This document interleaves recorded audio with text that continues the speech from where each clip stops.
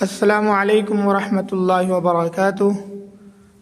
मोहतरम बुज़ुर्गों और दोस्तों, बहुत ही खुशी की बात है कि आज मदरसा तहफ़ीज़ुल कुरान अल करीम मदरसा टोला डंगरौल वार्ड नंबर 7 में एक मासूम बच्चा जो है नूरानी क़ायदा मुकम्मल करके और फिर से उसको पूरा एक बैठक में सुनाने वाला है। बहुत ही खुशी हुई ये देख करके, और चूँकि मेहनत तो करना पड़ा है, बग़ैर मेहनत के कुछ होता नहीं है। अगर होता ज़माने में हुसूल इल्म बे मेहनत तो सारी किताबों को एक जाहिल घोल कर पीता। तो बग़ैर मेहनत के तो कुछ हासिल होता नहीं है, लेकिन बहुत खुशी होती है जब ऐसे मौके आते हैं, क्योंकि इस तरह के जो मौके हैं वो बार बार नहीं आते हैं और सबको नसीब नहीं होता है। ये नूरानी क़ायदा पढ़ने का मतलब है एक छोटी सी हल्की सी किताब लोगों के नज़र में है कि एक पतली सी किताब है, लेकिन अगर सही तरीके से मखारिज के साथ क़वायद के साथ पढ़ा जाए तो अच्छों को जो है हालत ख़राब हो जाती है। तो ये बच्चा जो है बिल्कुल बेहतरीन तरीके से, और अल्लाह का करम है कि अल्लाह ने मेरे ज़रिए से ये काम लिया कि मैंने इस बच्चे को बहुत ही जितना हो सका अल्हम्दुलिल्लाह बेहतरीन तरीके से पढ़ाया है, और अल्लाह ताला ने जो है इसको मुकम्मल करवाया। इसके बाद से बच्चे जो है ये भी है और बहुत सारे और भी सारे बच्चे हैं, जब ये कुरान शरीफ शुरू करेंगे, अल्लाह के कलाम को पढ़ना शुरू करेंगे तो सुन के दिल खुश हो जाएगा। जिस तरीके से हाफिज़ कुरान और एक कारी कुरान पढ़ते हैं, बिल्कुल ये मासूम बच्चे वैसे ही कुरान शरीफ पढ़ेंगे। तो आइए देखते हैं इसमें ये बच्चा जो है, इस बच्चे का नाम है मोहम्मद इस्माइल और वालिद साहब का नाम है हज़रत अंसारी मदरसा टोला डंगरौल। ये बच्चा नूरानी क़ायदा तख्ती नंबर 1 से लेके और तख्ती नंबर 27 तक मुकम्मल सुनाने वाला है, बग़ैर देखे सुनाने वाला है। और ये बहुत ही खुशी है। इसमें जितने भी क़वायद आते हैं, चाहे वो हरकात से अगर ले ली जाए तो हरकात, हुरूफ मद्दा, हुरूफ लीन, उधर आ गया इज़हार, इख्फ़ा, गुन्ना, मद और इदगाम, यरमलून वगैरह सारी चीज़ें मुकम्मल तरीके से ये बच्चा पढ़ के सुनाएगा आपको। तो आप देखते रहिए इस वीडियो को और आप दुआएं देते रहिए इन बच्चों को, ताकि अल्लाह ताला इनको और भी अच्छा से अच्छा इल्म अता फ़रमाए। और इन तमाम बच्चों की ख्वाहिश है कि हाफिज़ कुरान बने और अल्लाह ताला इनके हौसलों को और बढ़ाए, मज़बूत बनाए और इनको कुरान की दौलत से मालामाल फ़रमाए, इनको हाफिज़ कुरान बनाए, आलिम दीन बनाए।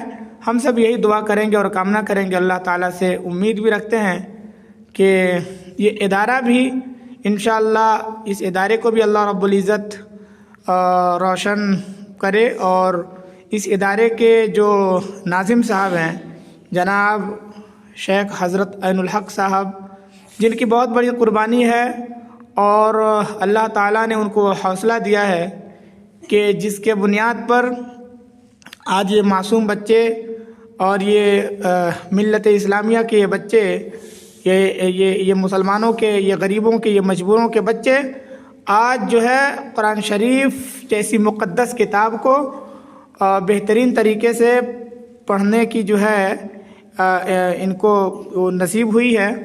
तो बने रहिए इस वीडियो में और दुआएं देते रहिए। चलिए सुनते हैं कि ये बच्चा जो है किस तरीके से सुना पाता है। और बस इतना ही, चूँकि वीडियो लंबी हो जाएगी और फिर आगे भी इंशाल्लाह हम एक छोटा सा वीडियो बनाएंगे जिसमें मदरसे के बारे में बताएंगे। ये बिल्कुल इसमें फ्री पढ़ाई होती है, और मैंने कहा कि अल्लाह ताला ने उनको वो हौसला दिया है और उनकी बहुत बड़ी कुर्बानी है नाज़िम साहब की, जनाब हज़रत ऐनुल हक़ साहब की, क्योंकि उन्होंने बिल्कुल 1 रुपये भी बच्चों से नहीं लेते हैं। और जो भी इसमें असातिज़ा हैं, हाफिज़ कुरान लोग हैं पढ़ाने वाले, उनकी सैलरी वगैरह सब वो अपने पॉकेट से देते हैं। ना ही इस मदरसे में कोई चंदा होता है और कुछ नहीं होता है। और इन बच्चों का खाना वगैरह हर चीज़ उनके तरफ से है, फ्री ऑफ कॉस्ट है। और अल्हम्दुलिल्लाह पढ़ाई जो है वह आप देखेंगे तो आपका भी दिल खुश हो जाएगा। चलिए शुरू करते हैं।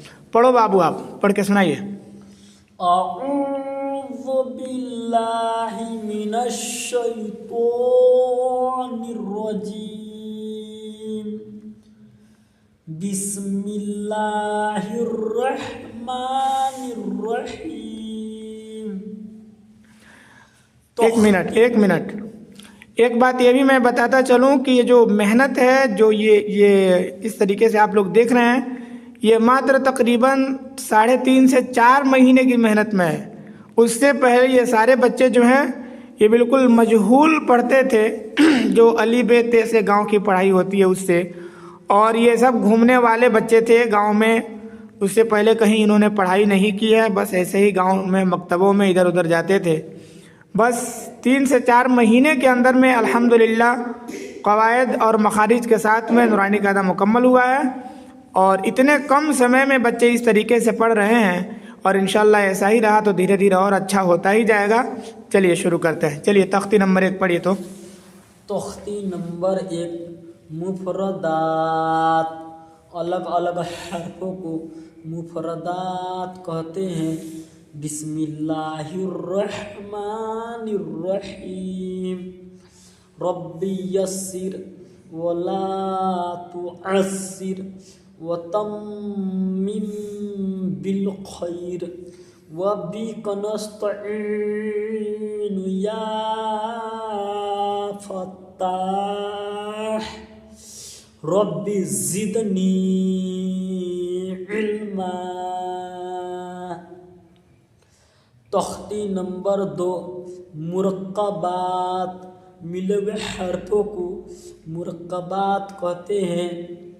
तख्ती नंबर 3, हरकात, ज़ब और ज़ेर पेश को हरकात कहते हैं।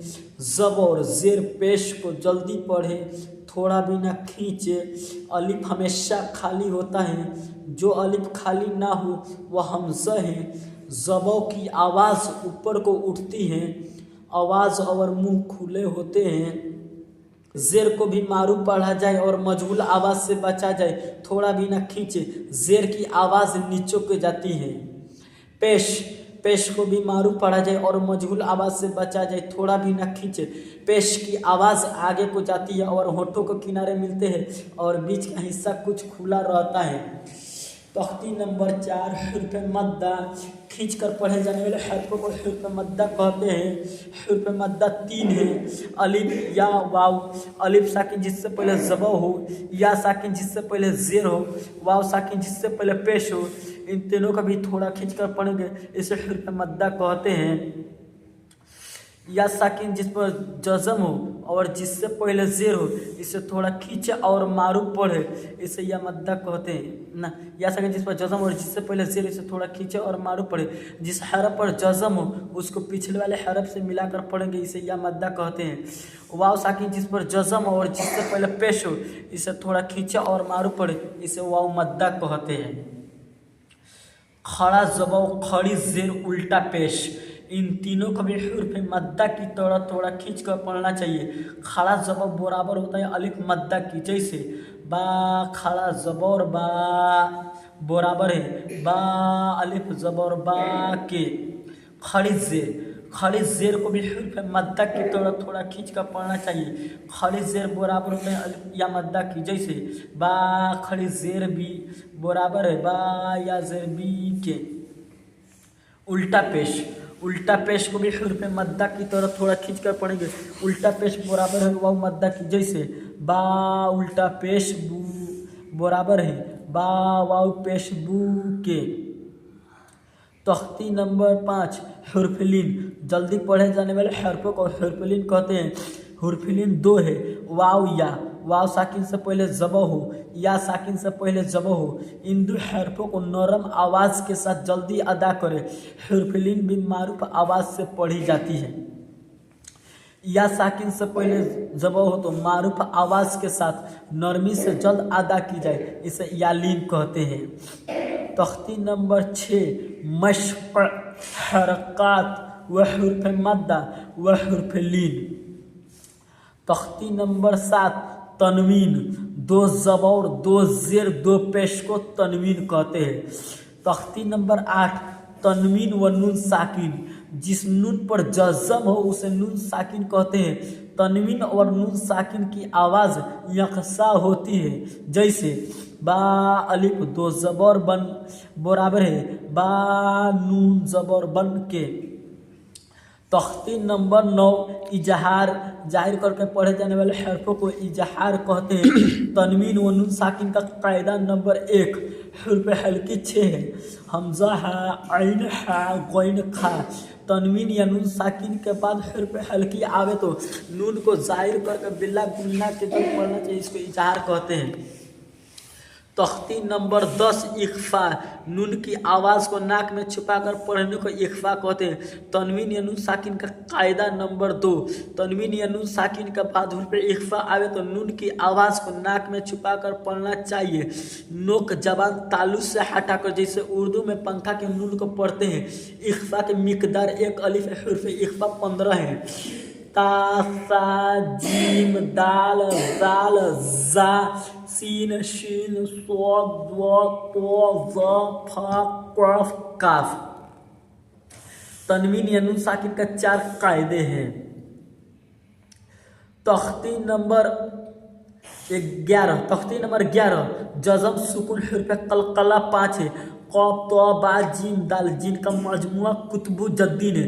जब इन पर जज़म हो तो इनके पढ़ते वक्त इनका मखरज टक्कर खाकर अलग हो जाते हैं। इनके अलावा किसी जज़म वाले हरफ में कलकला ना होगा। तख्ती नंबर 12 मश्क सुकून यानी जज़म, जिस हरफ पर जज़म हो उसको पिछले वाले हरफ से मिलाकर पढ़ते हैं। जज़म वाले हरफ को साकिन कहते हैं। हमज़ाए साकिना को पढ़ने में झटका होता है। तख्ती नंबर 13 तशदीद, तशदीद की आवाज़ में एक किस्म की सख्ती होती है। नून और मीम पर तशदीद हो तो गुन्ना होगा। नाक में थोड़ी देर आवाज़ को रोकना गुन्ना कहलाता है। गुन्ना की मिकदार 1 अलिफ के बराबर है, जैसे हमज़ा नून ज़बर अन, नून ज़बर न, अन्न। तख्ती नंबर 14 राय साकिना व मुशद्ददा, जज़म वाले रा को राय साकिना कहते हैं और तशदीद वाले रा को राय मुशद्ददा कहते हैं। रा पर ज़बर या पेश हो तो रापुर होगी, ज़ेर हो तो बारीक होगी। राय साकिना से पहले ज़बर या पेश हो तो रापुर होगी और ज़ेर हो तो राय साकिना बारीक होगी। तख्ती नंबर 15 हर्फ कमरी और हर्फ शमसी, अलिफ लाम और हर्फ कमरी के शुरू में हो तो सिर्फ लाम पढ़ा जाएगा, अलिफ को ना पढ़ेंगे। जैसे वल कमरी, हर्फ कमरी 14 है। बा जीम हा खा ऐन गैन फा काफ काफ मीम वाव हा हमज़ा या। अलिफ लाम अगर हर्फ शमसी के शुरू में हो तो अलिफ और लाम को ना पढ़ेंगे, बाकी बाद वाले हरफ से मिलाकर पढ़ेंगे। जैसे व शमसी, हर्फ शमसी भी 14 है। ता सा दाल जाल रा जा सीन शीन स्वाद व तो ज़ लाम नून। तख्ती नंबर 16 लफ्ज़ अल्लाह का कायदे, लफ्ज़ अल्लाह से पहले ज़बर या पेश हो तो लफ्ज़ अल्लाह के लाम को पूर पढ़ेंगे। अगर ज़ेर हो तो लफ्ज़ अल्लाह के लाम को बारीक पढ़ेंगे, बाकी हर लाम बारीक होगा। तख्ती नंबर 17 वह करने के कायदे, वह के माने ठहरना है, यानी कुरान पाक पढ़ते पढ़ते किस तरह ठहरे, ऐसे गोल निशान को आयत कहते हैं। ज़ब और ज़ेर पेश, 2 ज़ेर 2 पेश पर वह करना हो तो आखिरी हरफ पर जज़म देकर सांस तुरे, इसी को वह कहते हैं। 2 ज़बों पर वह करना हो तो 1 ज़बों के साथ अलिफ पढ़ा जाता है। जैसे अहद से अहदा। गोल ता पर वह करना हो तो वह हाय साकिना बन जाती है। जैसे जारियतुन से जारिया। तख्ती नंबर 18 तशदीद मा तशदीद। तख्ती नंबर 19 मद का बयान, हर्फ मद्दा के बाद हमजा इसी कलमा में हो तो मद्दे मुत्तसिल मद्दे वाजिब बमना अहम होगा।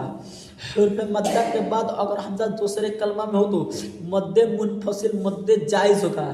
हर्फ मद्दा के बाद वाले हर्फ जज़म या तशदीद हो तो मद्दे लाजिम होगा। 1 अलिफ से ज़ायद खींच कर पढ़ने को मद कहते हैं। तख्ती नंबर 20 तशदीद बाद हर्फ मद्दा। तख्ती नंबर 21 हुर्फ मुक़त्तआत 14 है। तख्ती नंबर 22 मीम साकिन का कायदे इजहार शफवी, मीम साकिन के बाद बा और मीम के अलावा कोई और हरफ बिलखुसूस वाव या फा आए तो मीम को जाहिर करके पढ़ना चाहिए। जैसे उर्दू में हम तुम की मीम। इख्फाए शफवी, मीम साकिन के बाद बा आए तो गुन्ना के साथ इख्फा होगा। इदगाम शफवी, मीम साकिन के बाद मीम आए तो मीम को मीम से मिलाकर गुन्ना के साथ पढ़ा जाएगा। तख्ती नंबर 23 इक़लाब, तनवीन या नून साकिन का कायदा नंबर 3। तनवीन या नून साकिन के बाद बा आए तो नून को मीम से बदल कर गुन्ना और इख्फा के साथ पढ़ना चाहिए। हिज्जा मसलन, इसे इक़लाब कहते हैं। हिज्जा मसलन मम बखीला का इस तरह होंगे मीम मीम ज़बर मम बा ज़बर ब मम ब खो ज़ेर खी मम बखी लाम ज़बर ल मम बखील। तख्ती नंबर 24 इदगामी और बखील। तख्ती नंबर 24 इदगामी और मलून, तनवीन या नून साकिन का कायदा नंबर 4 इदगाम 6 है। या रा मीम लाम वाव नून जिनका मजमुआ और मलून है। तनवीन या नून साकिन के बाद हुर्फ और मलून में से कोई हरफ आ जाए तो लाम और रा की सूरत में बगैर गुन्ना के मिलाकर पढ़ेंगे। इसको इदगाम बिला गुन्ना और इदगाम ताम भी कहा जाता है। मश्क़, इदगाम मअल गुन्ना, तनवीन या नून साकिन के बाद हरफी और मलून में से या वाव मीम नून यौमीन दूसरे कलमा में आवे तो नून आवे तो गुन्ना के साथ इख्फा होगा के साथ मिलाकर पढ़ेंगे। इसको इदगाम मअल गुन्ना और इदगाम नाकिस भी कहते हैं। तख्ती नंबर 25 रस्मुल खत यानी लिखने का तरीका। कुरान पाक में बहुत जगह अलिफ वाव या लिखे हुए हैं मगर पढ़े नहीं जाते। इन पर निशान बना हुआ है। नीचे का नक्शा में वह अल्फाज लिख दिए गए हैं। लफ्ज़ आना में नून के बाद का अलिफ कहीं पढ़ा नहीं जाएगा, पढ़ेंगे जबकि उस पर वक़्फ ना करें। हर खाना में लिखने का तरीका के साथ पढ़ने का तरीका भी दर्ज है।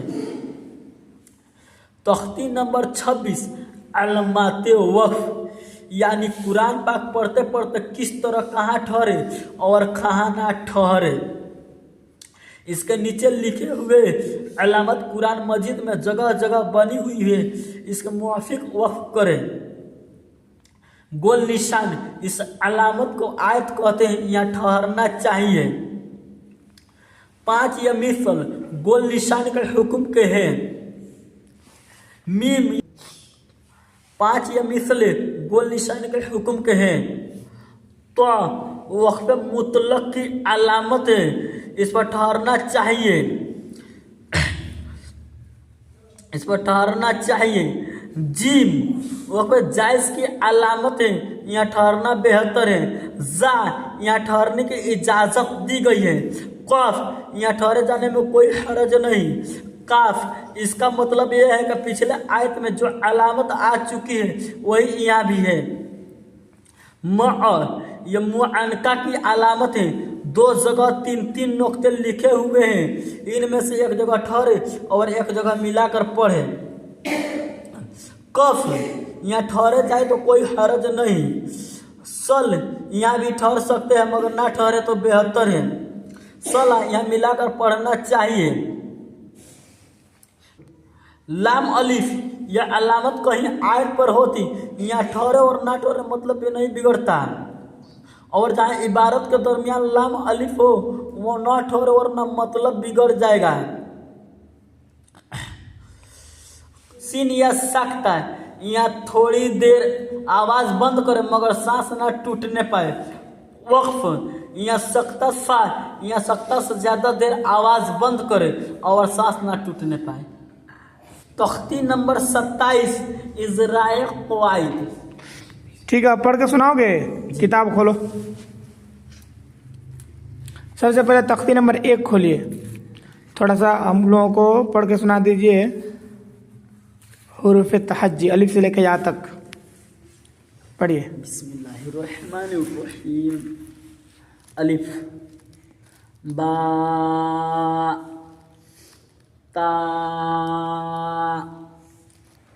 सा जीम हा खो दाल दाल रो रो जा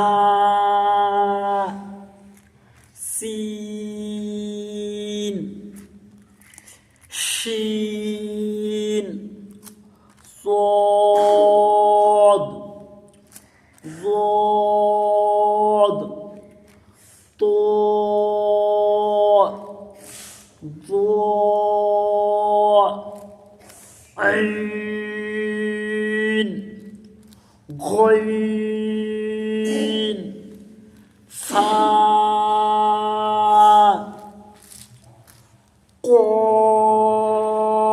क़ाफ़ काफ लाम मीम नून वाव हा हमज़ा या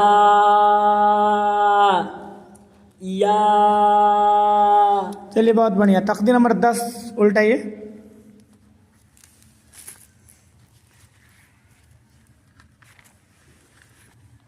आ गया तख्ती नंबर 10 ना, ठीक है पढ़िए वहाँ से तख्ती नंबर 10 को पढ़िए, पढ़िए डायरेक्ट। तमुज़िरु किरामा कातिबीन कुन्तु तुराबन यतीमा फ़आवा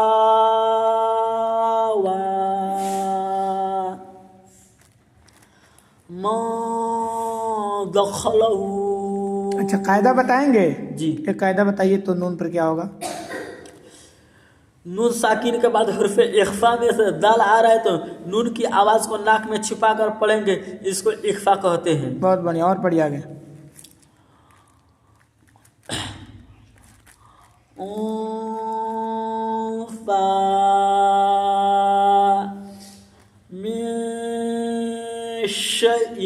हो गया।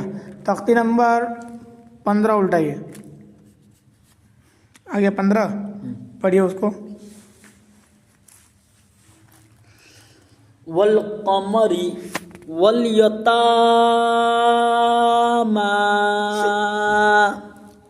वल अक़रबीन मल क़ारिअतु। कायदा बताइएगा उसका। जी बताइए। अलिफ लाम हर्फ कमरी का शुरू में आ रहा है तो सिर्फ लाम पढ़ा जाएगा, अलिफ को ना पढ़ेंगे। ठीक है बहुत बढ़िया। और नीचे कौन सा सबक है मत का? जी नहीं पढ़िए उसको। इसको इन्नल्लाह। इसको मोटा क्यों कर रहा है, पुर क्यों पढ़ रहा है? कायदा बोले लफ्ज अल्लाह से पहले जबर आ रहा है तो लफ्ज अल्लाह के लाम को पुर पढ़ेंगे। ठीक है और उल्टाइए इधर। हाँ वो मत का बयान पढ़िए तो मत वाला। जा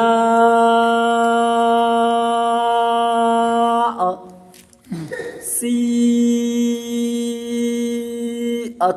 कौन सा मद होगा बताएंगे? जी बताइए। हर्फ मद्दा के बाद हमजा इसी कलमा में है तो मद्दे मुत्तसिल होगा। बहुत बढ़िया ठीक है।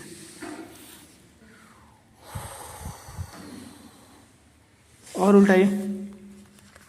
हुरूफ मुक़त्तआत पढ़ के बता दीजिए। किधर है? हाँ चलिए।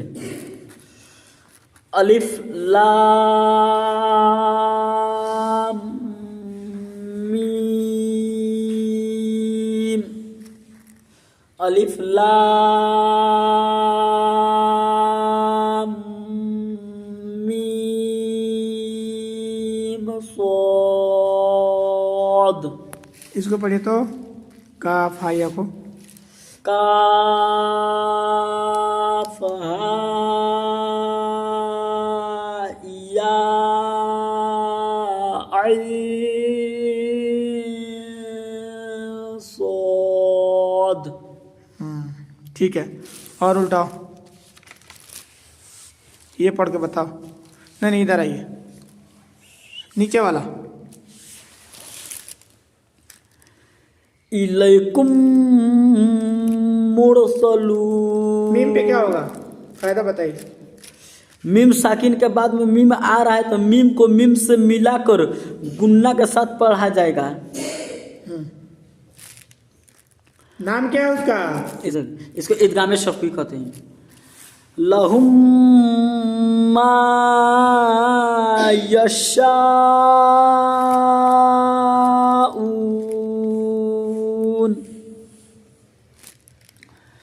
फी क़ुलूबिहिम मरज़ुन। ये पढ़ो। मम बखिल, फायदा बोलो। नून साकिन के बाद बा आ रहा है तो नून को मीम से बदल कर गुन्ना और इक्फा के साथ पढ़ेंगे, इसको इक़लाब कहते हैं। अगला पढ़िए। हाँ। लनस्फ अम बिन नासिया। यह कहे पढ़ रहे हैं, ताक है कि हाँ है वो? बोलो। गोल ताप वक्त पर ना तो वह साकिना बन जाती।